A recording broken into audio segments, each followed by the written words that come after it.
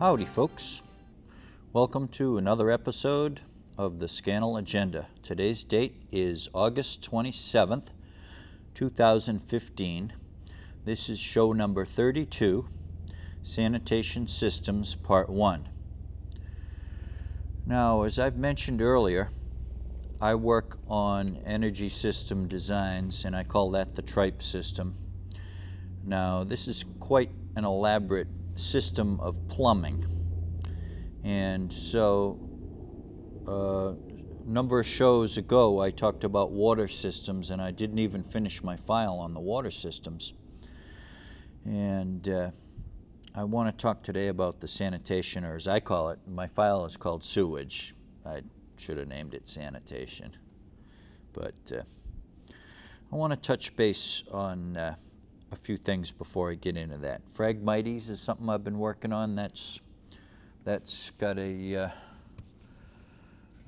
file here, my Phragmites file, and right now I probably maybe have done only 50 pages, but I've set on one method of getting rid of this Phragmites, and that is salt killer of frag, I call it this. And this is a system that I've been looking at, and it's a way to introduce salt to the root system of the Phragmites in a pretty easy, simple and easy, controlled way. And it looks complex from the way I read it up, but it's really not that complex. And I've got another one here, frag root miner, I call it. It's a miniaturized, kind of like a pteridot system. Pteridot is a shipworm. So I'm looking at all different angles. Sawed overlay for the frag. And uses of the Phragmites, I don't know how viable that's going to be, but I'm, cat and nine-tail cultivation to fill the vacuum. All kinds of Phragmites stuff I've been working on. I'll get to that. Maybe I'd like to have people on the show and do a little bit of brainstorming with other people I know that they've been into the Phragmites. And here's my bed bug file. My latest on the bed bugs is that we really do need to have a point where we start to battle these bed bugs. So this title is called Come In Heavy, and that's a question mark. Should we come in heavy with these battling these bed bugs? And I'll make the case that we should phase up a really a staunch battle. So the water systems I got into for a few shows, and I didn't finish that file. Solar energies for another day, I guess. I like solar energy, of course. Here we go, sewage. Now the sewage file is very dependent on my tripe system, track pipe, or as you know, I've renamed the system a couple of different times because tripe is unpalatable, so we could call it the Tripe Transit Unified Utility Green Grid System. That would be TTUUGGS system. Okay, so that would be shortened down to TUGS, TUGS, Transit Utilities System. So the pipes are the central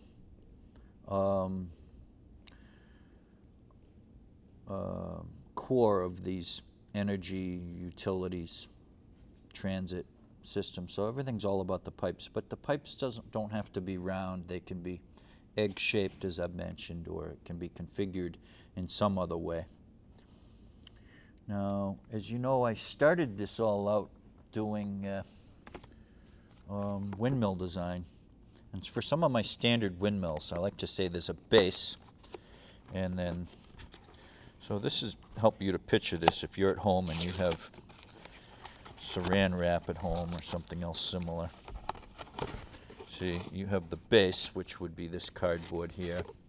This would be, let's say if it were a large base, this would be about 100 feet across, and maybe your extension stick, or your stick, would come out, and then your base would be tied in with stays to other bases.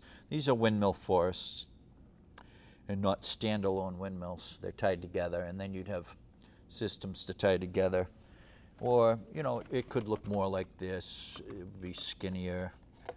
But I have designed in the recyclability, too, of these parts.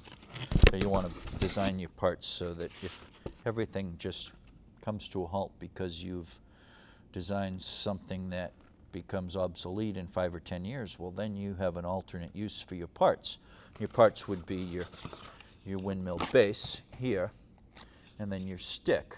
And as I described the stick, it goes up and down in the base, like that. So that's the Georges Bank Mega Mill system.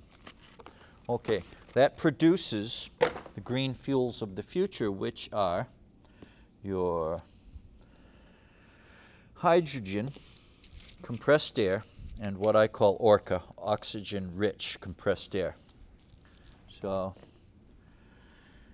now that kind of lays the foundation for water systems and also sanitation systems. Now, we need a little bit of maturity here because we're talking about our bioproducts, number 1 and number 2, urine and fecal matter.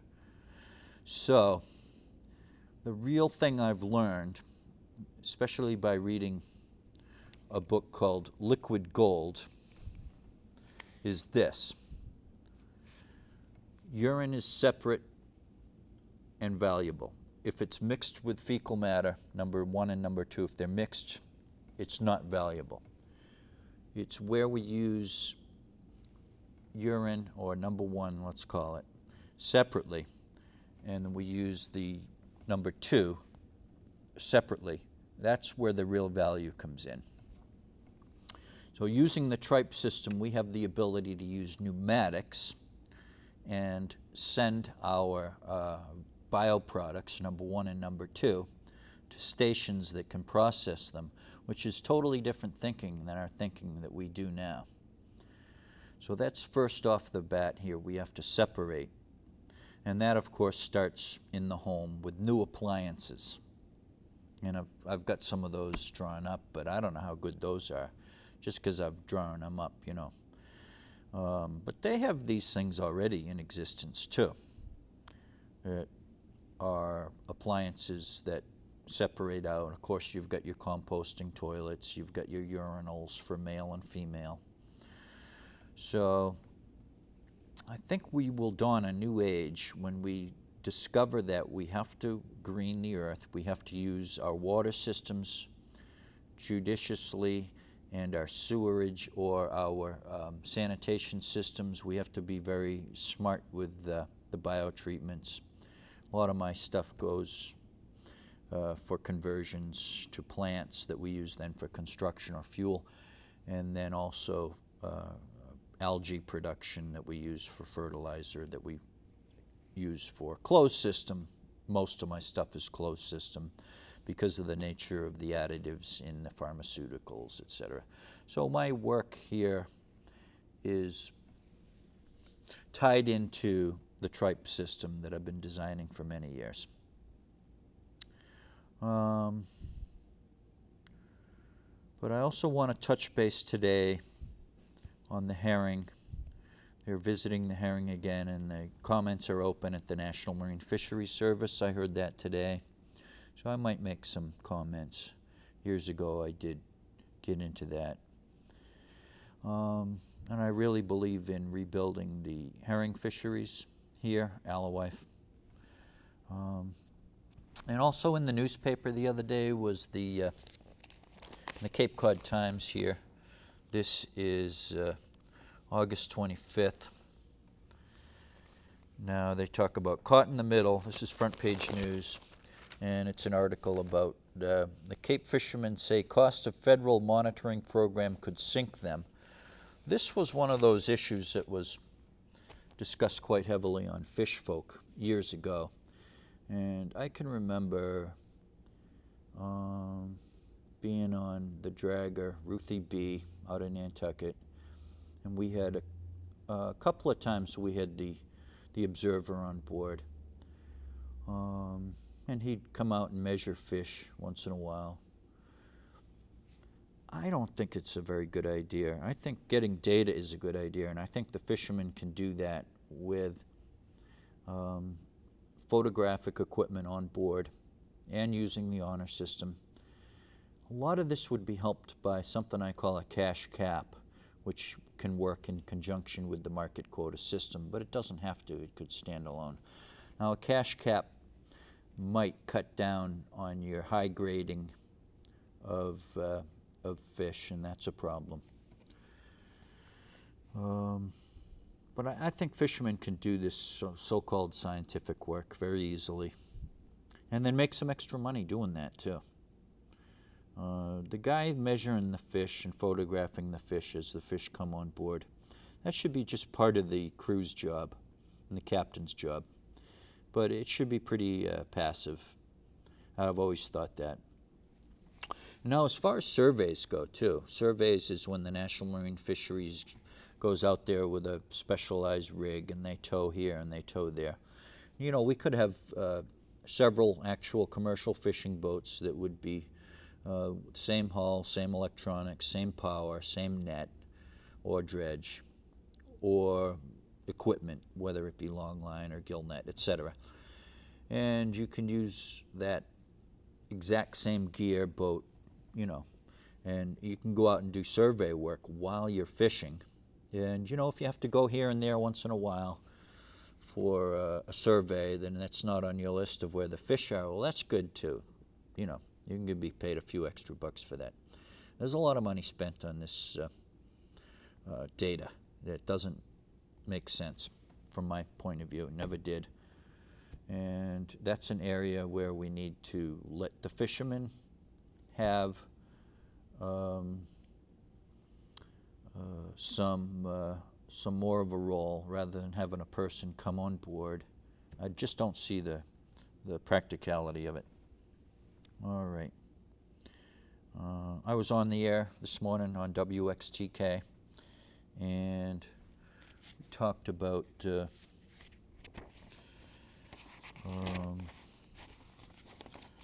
shelter, and I just thought, you know, I had my 2 cents worth to pitch in there. But I believe in systems that are designed well, that would be more like the old style. For instance, if we had to go back to the old days and use some of the old methods, and for instance, I keep saying we need to bring back the vagrancy, bring back the farm at the, you know, what do you call that, the jail there, Barnstable County House of Correction. Well, that would all be very good to do as an exercise. And they were talking a lot about, you know, where are these people from and all that. Well, actually in the jail, you've got a lot of people that used to come down, I don't know if that's still the case, from other cities around Massachusetts and spend time. And just should be a small county lockup for the county. So, the thing is, I said this morning on the radio that it's just systemized mollycoddling, and it's enabling to the bad element. My dad used to use that word, bad element, or that phrase. And this is kind of the emperor's new clothes, you know, helping people in this way that are stuck in the middle of their addictions, alcohol, drugs, and it could be mixed with mental illness too. So I thought that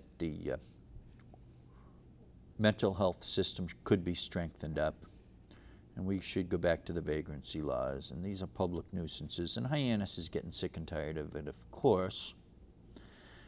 But we at Bay Bridge, we kind of get thrown into the pot, and that rubbed me the wrong way as soon as I joined Bay Bridge. Because there are just so many good, really good, honorable people, no discipline issues, but they happen to be mentally ill, okay? And you always, you know, people in the news, it's mentally ill and substance abusers, as if, whoa, you didn't say quadriplegic and substance abusers, you know.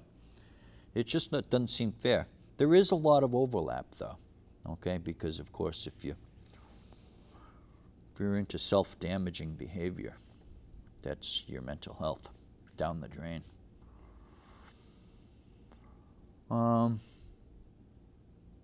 So the diagnosed go to this cauldron of substance abusers. I should give 77 Winter Street over to Bay Bridge Clubhouse. But not to the agency profiteers, please. Go freestanding with the deed for Bay Bridge Clubhouse. That means local control, no agency. And then go with using that program to house homeless, mentally ill, and etc. Or maybe combination job and bunk. I've talked about that. Yep. Okay. So back to the drawing board. These sewage systems or sanitation systems. Now, I told you I had some time in building boats. This is a hull cross section, and this has got cedar 5/16. It's got 2 layers of 1/8-inch fir, and it's got 1/4 inch, maybe a little less than 1/4 inch of mahogany. Now the mahogany would be outside of the hull and the cedar's on the inside of the hull. This is using the epoxy from West System Epoxy, it's called. And a lot of my sanitation systems use what I call hot mold wood, because we need a lot of these systems built. And the hot mold, as opposed to laminated wood generally, is that the hot mold is wood impregnated with plastic, so it won't be degrading and rotting out. And let's see, I'm designing the port of East Harbor for Truro, which includes 6 very large floating marine laboratories, and it includes dredging out a good-sized channel for the East Harbor down where it gets fed by the ditch down there in Truro. It also includes a small 200-foot marine laboratory for the salt pond itself, which is East Harbor, or Pilgrim Lake it's called. So that's a fun project. I'm really working on that heavy duty right now. Okay, sewage. Now, recently I've been into designing with the old style beehive. A beehive septic system is blocks that are formed, and you'll see a lot of them on the Cape. The guys that do the contracting work, they know all about this stuff. You've got blocks that were set in place, and you dig them down. One guy with a shovel could do it, and set in place this kind of a beehive of blocks. So I call it a beehive sand square grid. I'm working on various designs. These are closed systems for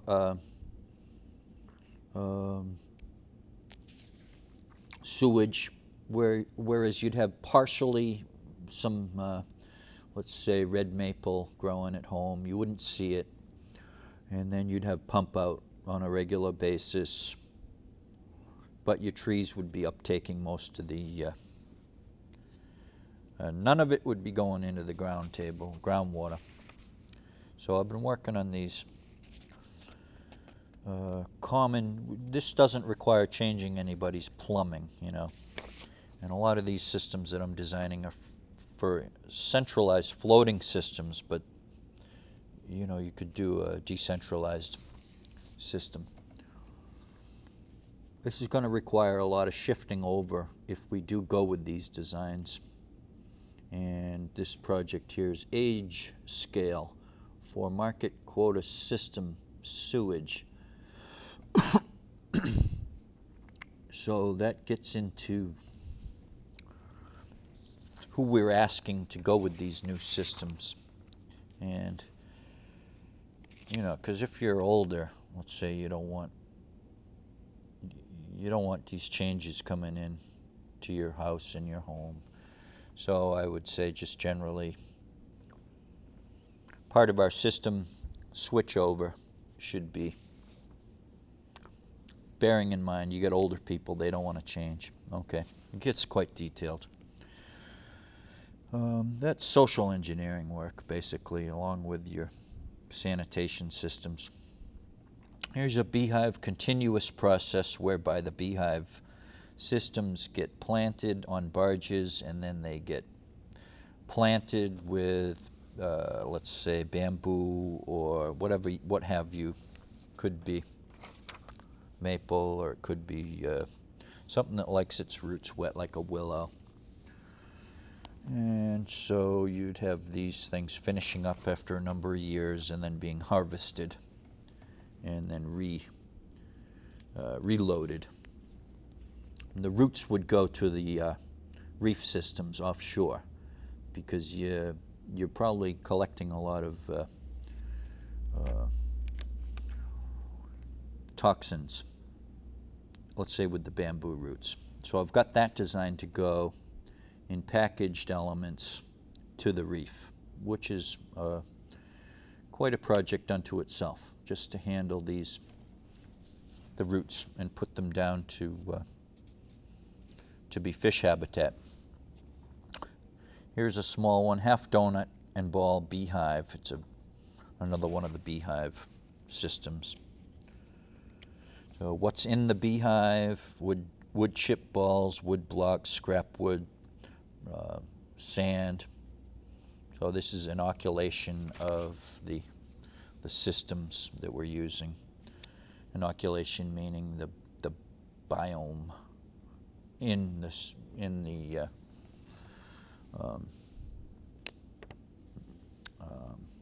beehive.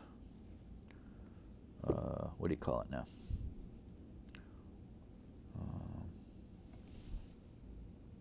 Septic system. So there's all kinds of detail work, just like boat building or anything else fun like that. You get to do a lot of detail work. Okay. Asymmetric beehives. All right, the beehive thing ran its course now. Aquarium in an air conditioner space. And this is several of these project categories that I work in oftentimes overlap. So this is a project category: sewage, aquarium, water systems, and building construction. So this is to use the sun at home in an apartment here, and it's got an aquarium that's actually got some fish in it, and it's got some aquariums inside, and they get the sunlight. And then you're cycling a certain amount of urine, probably, or algae from urine in a separate system being going into your aquariums. Closed systems, all this sewage stuff is closed. Closed system, tree and grass pots. A lot of this is mini ideas for mini solutions at home that you could use, but it would have to be approved. You know, you get your Board of Health. And I saw some meeting a couple of years ago with, you know, they were all saying, wow, that's a good biological system. Too bad it's illegal. You know, your roots have really gotten in there. Summer home or whatever. Have to haul it out, even though it's probably a perfectly good system that the red maples have really gotten into. Leaching field, you know. Brown tar, compost via the tube. Okay, brown tar, I'm calling that. defining terms of number 1 and number 2. This has to do with ratios of how things get packaged. So we'll use a lot of minced and powdered live humus from the woods. And this is the fuel that's burning all over in the West Coast and California and Oregon and Washington State. So these things will come in and be added to, probably 10% our own number 2, and then 90% the composted woods fuels, etc. Tube mail, paper, pizza, sewage, invention. Okay, grape. This is about pneumatic shipping of grapey, which I call gray water, and PEE. You know what that is. Sorry. Now, that is a very good additive for growing your closed system grass fuels or bamboo or what have you. And this is about how we're going to retrofit this in the apartment buildings and subsidizing that. And, you know, I'd love to have some brainstorming on this particular file. Because I never did this type of work, actually. I've never been in the contracting business working on these systems. So here we have sewage-fed wood chips as terry dough feed.